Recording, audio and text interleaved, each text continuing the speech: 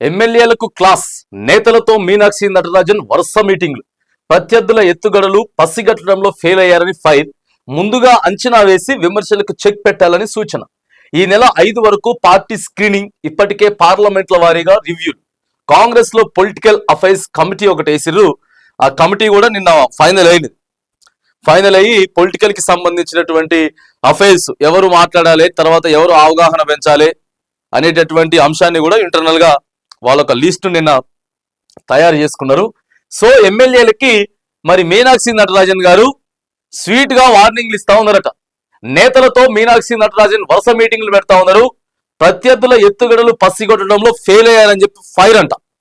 ఒక్క ఎమ్మెల్యే కూడా యాక్టివ్ గా ఏడా కనపడతలేరు. మహా అయితే ఓ 5 నుంచి 10 మంది తప్ప 70 మంది ఉన్నారు. 70 మంది ఎమ్మెల్యేల యాక్టివ్ గా ఎవ్వరు కనిపించట్లేదు. ప్రతిపక్షం నుంచి ఏదైనా కౌంటర్ వస్తే దానికి రీకౌంటర్ చేసేటటువంటి ప్రయత్నం చేయట్లేదు. మంత్రిని ఎవరైనా విమర్శించినా దానికి మాట్లాడరు.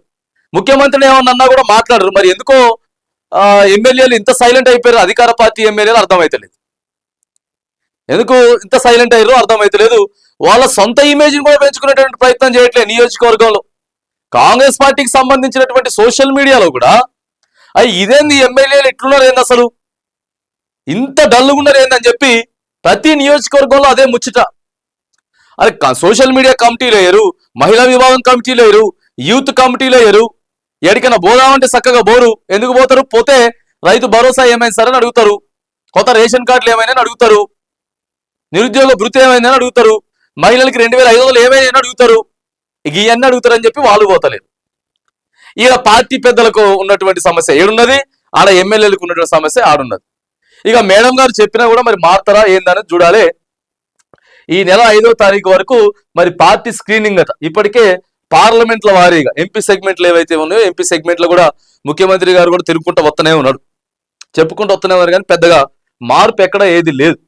ఈ AICC incharge Meenakshi Natarajan mark మొదలైంది. గత 2 రోజులుగా వరుసగా రివ్యూలు చేస్తూ పార్టీ పరిస్థితులపై స్టడీ చేస్తున్నారు. తనను కలిసేందుకు వచ్చిన ఎమ్మెల్యేలకు సున్నితంగా క్లాస్ తీసుకుంటున్నట్లు విశ్వసనీయ సమాచారం. ప్రభుత్వాన్ని బదనాం చేసేందుకు సో ప్రతిపక్షాలు ఎత్తుకు పై ఎత్తులు ఎత్తా ఉన్నాయి. అటు బీఆర్ఎస్ కావచ్చు, బీజేపీ కావచ్చు. దాన్ని బాజాప్తా మేము ఇచ్చినమాయా బాబు, మీరు 10 ఏళ్లు పరిపాలించిర్రు, మేము కేవలం సంవత్సరంన్నరనే అయినది, ఇక మేము ఇన్ని పథకాలు ఇచ్చినాం, ఇన్ని పైసలు ఖర్చు పెట్టినాం అని బాజాప్తా కూడా చెప్పలేకపోతా ఉన్నారు. ఎందుకు చెప్పలేకపోతా ఉన్నారు? మనం ఇచ్చేదైనా సరే చెప్పాలి కదా.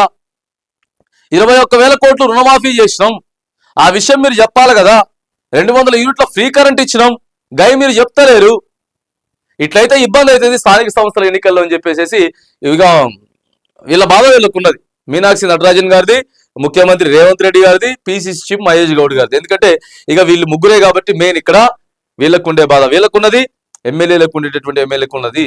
మరి ఇక స్థానిక సంస్థలలో గట్టిగా అయితే పట్టు సాధించాలని చెప్పేసి రోజుకొక సెగ్మెంట్లు పార్లమెంట్ల వారీగా మరి 5వ తారీఖు వరకు రోజుకి అవసరమైతే 1 లేదా 2 పార్లమెంట్ల సమావేశాలకు నిర్వహించి ఓ 5 మంది ఎమ్మెల్యేలతోటో 10 మంది ఎమ్మెల్యేలతోటో ఒక రోజు మాట్లాడి మీరు యాక్టివ్ గా ముందుకు పోవాలి, లేకపోతే కాంగ్రెస్ ప్రభుత్వానికి చాలా ఇబ్బంది అయ్యేటటువంటి పరిస్థితులు అయితే ఉన్నాయని చెప్పేసి మరి ఇన్ఛార్జి మీనాక్షి నటరాజన్ గారు ఎమ్మెల్యేలకి చిన్నగా క్లాస్ పీక్తా ఉందనేది మాత్రానికి మనకి ఇక్కడ వార్త చూస్తా ఉన్నాం.